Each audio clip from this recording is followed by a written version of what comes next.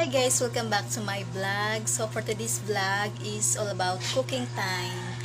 So ang ating lutuin ngayon is medyo may pagka-saucy siya.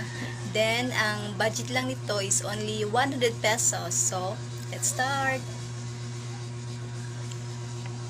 So ngayon guys, ready ng ating mantika. So kailangan mainit ang ating mantika bago ilagay ang ating isda para hindi mag-attach yung balat ng ating isda sa pan. So ngayon luto ng ating isda guys. So next naman guys, ating igigisa ang ating mga ingredients gaya ng carrots, onion, garlic, bell pepper at saka ginger.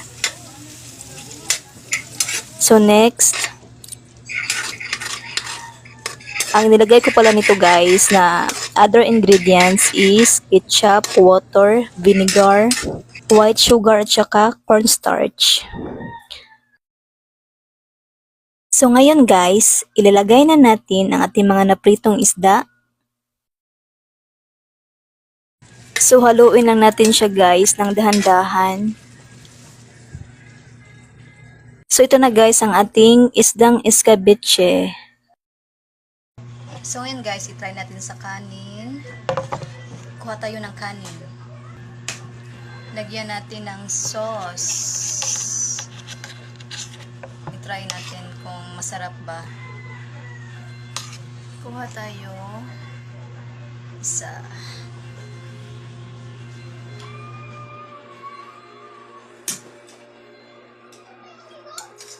Tara!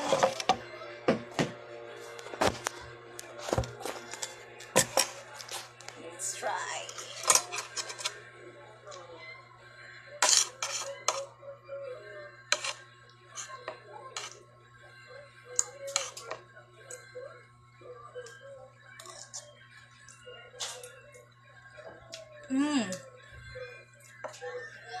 Masarap yung sauce.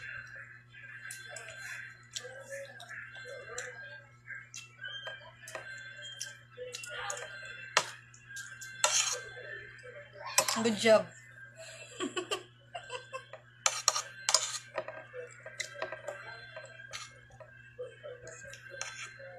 Sauce pa lang guys, ulam na. Char. Kahit walang isda. Sauce lang yung inulam ko. Masarap na siya. Ayun, try natin yung fish.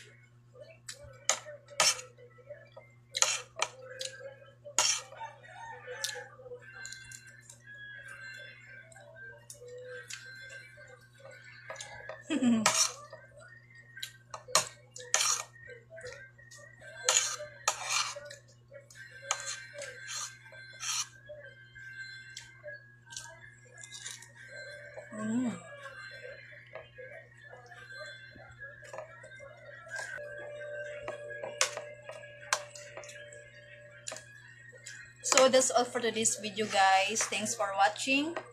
See you in my next vlog. Bye!